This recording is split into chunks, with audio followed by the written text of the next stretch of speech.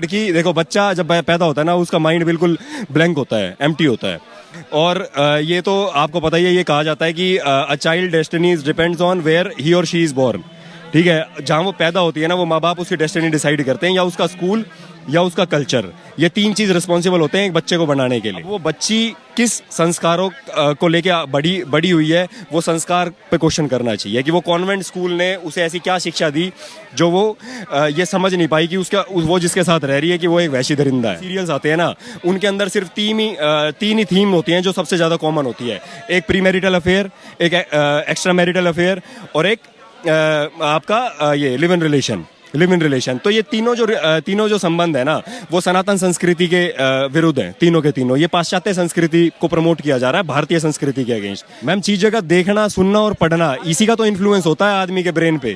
तो राम के देश में लिव इन रिलेशन नहीं चलेगा। श्रद्धा आफ्ताब मामले में दिल्ली की जनता से लेकर कहीं की भी जनता आक्रोश में है। लोगों का आक्रोश बढ़ता जा रहा है क्योंकि इन्वेस्टिगेशन करके कई बड़ी ऐसी दर्दनाक और खौफनाक चीजें सामने आ रही हैं।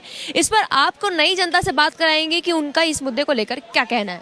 जैसे हैवानियत दिल्ली में हुआ है ना 18 मई को, उस हैवान के 35 टुकड़े तो दिल्ली पुलिस को कर देना चाहिए। ये आज से नहीं मैडम, ये कई सालों से चल रहा है। लव जिहाद के नाम पर देश में जिस तरीके से आतंक मचाया गया है, नाम बदलकर अपना नाम होता है आफ्ताब और बताते राहुल है, और उसके बाद उसको कहते हैं कि हमारा धर्म परिवर्तन करो, ये करो, वो करो। अगर वो नहीं मानती, शादी के लिए नहीं होता, तो टुकड़े कर देंगे, जला देंगे, काट देंगे, पीट देंगे, लटका देंगे या छत से फेंक देंगे। क्या है, प्यार के नाम पर मैं ऐसी क्रूरता दिखाई जा सकती है? लेकिन अगर सरकार कोई कड़ा कदम नहीं ले पा रही है, तो आम जनता के हिसाब से, आपके हिसाब से आप क्या करना चाहते हैं? 5 राज्यों में लव जिहाद के कानून बन चुके हैं। यूपी राज्य ऐसा है योगी जी के राज्य में, जहाँ पर पहला राज्य जिसने कानून बनाया। अगर कोई नाम बदलकर और ऐसा कांड करता है, तो उसके संग जिस तरीके से उसने क्रूरता की है, उसी तरीके से उसको सजा दिया जाना चाहिए। संविधान को साइड में रखकर और उसको उसी तरीके से सजा। या 35 टुकड़े करते हुए उस दरिंदे को ये नहीं आया कि मैं इससे मोहब्बत करता हूँ या प्यार करता हूँ। उसके घर से तो वो भगा के ले आया, और उसके बाद वो 35 टुकड़े करके 300 लीटर के फ्रिज में 18 दिन तक फेंकता रहा। लेकिन ये भी बात तो सामने आई कि एक ही लड़की नहीं थी। पहले उस लड़की ने शादी के लिए इसलिए मना किया क्योंकि उसका दूसरा अफेयर चल रहा था। उसके बाद जब उसने उसको काट के फेंका, तब वो दूसरी गर्लफ्रेंड भी बना के उसने घर पे लाने लगा, और वो भी हिंदू ही थी। ये काम ही यही है, उसके पास कोई और नहीं मिली। क्या नाम है, कोई और नहीं मिली जिससे वो कर सकता। क्या हिंदू की ही बेटी उनको मिल रही है कि वो उन्हीं से शादी करना है, उन्हीं को प्रताड़ित करना है, और उसके बाद उन्हीं को काटना है? जब अगर आप नारी को नारी नहीं समझोगे, तो आप कैसे इंसान हुए? हैवान भी आपसे लाख गुना सही होगा। आप जिस तरीके से भारत में क्रूरता कर रहे हैं, आपको भगवान भी माफ नहीं करेगा। श्रद्धा आफ्ताब वाला जो मुद्दा है, श्रद्धा आफ्ताब, अभी आप सबको पता होगा कि उसमें 35 टुकड़े करके डाल दिए। फिर रोज नए मुद्दे आ रहे हैं उस पे कि पहले काट के कई दिनों तक फ्रिज में रखा, उसका चेहरा देखता रहा ताकि यादें ताज़ी होती रहे। आपका इस मुद्दे पर क्या राय है? अगर आपके हाथ में कुछ करना होता तो आप क्या करते? मतलब मैम, किस उसमें, अगर मैं कोई इन्वेस्टिगेटिव एजेंसी नहीं, जैसे अगर कोई लोग ये बोल रहे हैं कि लड़कियों को समझाना चाहिए, लड़कियों की गलती है, लड़कियों की इनके बहकावे में आ जाती हैं, तो अगर आपके हाथ में कुछ होता तो आप क्या करते? मैम, ये जो पिछली सरकारें रही हैं ना, सरकारें और व्यापारियों का गठजोड़ है पूरा। कोई लड़की की गलती नहीं है। लड़की देखो, बच्चा जब पैदा होता है ना, उसका माइंड बिल्कुल ब्लैंक होता है, एम्प्टी होता है। और ये तो आपको पता ही है, ये कहा जाता है कि a child destiny depends on where he और शी इज बोर्न। ठीक है, जहाँ वो पैदा होती है ना, वो माँ बाप उसकी डेस्टिनी डिसाइड करते हैं, या उसका स्कूल या उसका कल्चर। ये तीन चीज रिस्पॉन्सिबल होते हैं एक बच्चे को बनाने के लिए। अब वो बच्ची किस संस्कारों को लेके बड़ी हुई है, वो संस्कार पे क्वेश्चन करना चाहिए कि वो कॉन्वेंट स्कूल ने उसे ऐसी क्या शिक्षा दी जो वो ये समझ नहीं पाई कि वो जिसके साथ रह रही है कि वो एक वैशी दरिंदा है। ये तो सरकार क्यों ऐसे कदम नहीं उठा पा रही है? नाटक आप देखो, जी न्यूज़ खोल के देखो, आप कोई सा भी नाटक उठा के देख लो मैम। टीवी प्रोग्राम्स में जितने भी टीवी सीरियल्स आते हैं ना, उनके अंदर सिर्फ तीन ही थीम होती हैं जो सबसे ज्यादा कॉमन होती है। एक प्री मैरिटल अफेयर, एक एक्स्ट्रा मैरिटल अफेयर, और एक आपका ये live in live in relation. तो ये तीनों जो संबंध है ना, वो सनातन संस्कृति के विरुद्ध हैं, तीनों के तीनों। ये पाश्चात्य संस्कृति को प्रमोट किया जा रहा है भारतीय संस्कृति के अगेंस्ट। तो जब हमारी बहनें लिव इन में रहेंगी, हमारी बहनें एक्स्ट्रा मैरिटल अफेयर करेगी, प्री मैरिटल अफेयर करेगी, तो वो कहाँ से कर रही है, उस पर सब्जेक्ट होना चाहिए क्वेश्चन। जितने भी एकता कपूर ने एक बार एक बात कही थी मैडम, एकता कपूर से जब सीरियल पे क्वेश्चन किया गया था ना, जब पुलिस इन्वेस्टिगेशन हुई थी और जब उसको सवालों के घेरे में लिया गया था, तो उसने सारी चीज़ सच बता दी थी। उसने कहा था कि मेरे सारे सीरियल जितने भी आते हैं ना, वो सारे अमेरिका स्क्रिप्ट तैयार करके देता है। और अमेरिका के जितने भी पूरे वर्ल्ड वाइड जितने भी व्यापारी वर्ग है ना मैम, जितने भी कॉस्मेटिक्स इंडस्ट्री है, जितनी भी कॉस्मेटिक इंडस्ट्री है, जितनी भी रिप्रोडक्टिव पिल्स बनाने वाली इंडस्ट्री है, जितनी भी कॉन्ट्रासेप्टिव पिल्स बनाने वाली इंडस्ट्री है, वो सारी अमेरिका की है मैम। और अमेरिका ही इसको प्रमोट करता है ताकि ये सारी चीज़ें उनकी जितनी भी वस्तुएं हैं ना, वो बिके मार्केट के अंदर। और उसको बिकने के लिए वो इस मीडिया के थ्रू मीडिया का फायदा मीडिया की हेल्प लेता है और हर उस आदमी की हेल्प लेता है जिससे उसका व्यापार प्रमोट हो, जिससे उसका बिजनेस। ये जो हो गया उसकी बात छोड़ दिए कि किससे शिक्षा ली, किससे हुआ, उसकी बात अलग है। जब ये चीज हो गई, हाँ रिलेटेड है, मतलब वो अब हो चुका, वो हाँ जी सर, वो हो चुका। अगर मैं कहूँ मैं अगर किसी का आपका ही क्वेश्चन था ना कि क्या किसकी गलती है, तो आपने पूछा था तो मैंने उसी का जवाब दिया ना मैम। जी सर, मैं कह रही हूँ मैम बिल्कुल रिलेटेड है, एकदम रिलेटेड है, लेकिन वो चीज हो गई। मैं कह रही हूँ अब सरकार का क्या काम है। हरिश्चंद्र की कहानी देखने वाला बच्चा हरिश्चंद्र बन सकता है, तो एक्स्ट्रा मैरिटल देखने वाला एक्स्ट्रा मैरिटल अफेयर क्यों नहीं कर सकता मैम चीज़ें का देखना, सुनना और पढ़ना, इसी का तो इन्फ्लुएंस होता है आदमी के ब्रेन पे। आदमी क्या पढ़ता है, देखता है और सुनता है। अगर मैं इसको कंट्रोल कर लूं अपनी मीडिया के थ्रू, आज टीवी पे पेटेंट है, अगर आप टीवी को देखोगे ना, तो टीवी पे यूनाइटेड स्टेट्स ने पेटेंट लिया हुआ है। वो पेटेंट क्या कहता है, उस पेटेंट के बारे में क्या लिखा हुआ है कि ये ब्रेन ऑल्टरिंग डिवाइस, मतलब a device which is used to alter the brain of a human. तो अगर वो आपका ब्रेन ऑल्टर कर सकते हैं और ये पेटेंट लिया हुआ है, तो ये साइंटिफिकली प्रूवन है ना। पेटेंट ऐसा तो मिल नहीं जाता मैम। अगर मैं किसी चीज का पेटेंट जनरेट कराऊंगा तो मैं उसको पहले साइंटिफिकली प्रूव करूंगा ना। तो ये प्रूवन है, तो टीवी को बंद कर दो ना आप। जब वो पेटेंट आपने पढ़ लिया कि आपके ब्रेन को ऑल्टर कर देगा, आपके संस्कारों की धज्जियां उड़ा देगा, तो आपने उस टीवी को, वो इडियट बॉक्स है, उसको रखा क्यों हुआ है। फिर ऐसी चीजों को बंद कैसे किया जाए, क्योंकि इस केस में भी यही सामने आया था कि जो आफ्ताब है वो एक वेब सीरीज जो कि हॉलीवुड की वेब सीरीज है, डेक्स्टर से वो इन्फ्लुएंस होकर इसने किया सारी। वो एक हमारी राजपूतों की लड़की थी, निकिता तोमर करके, उसका कातिल था, उसका नाम मेरे दिमाग से निकल रहा है। वो उसने वो बता रहा, कह रहा मैंने वो पिक्चर देखी थी मिर्जापुर, कह रहा मिर्जापुर सीजन देख के आया, मैंने मिर्जापुर देख के ये मर्डर करा है भाई।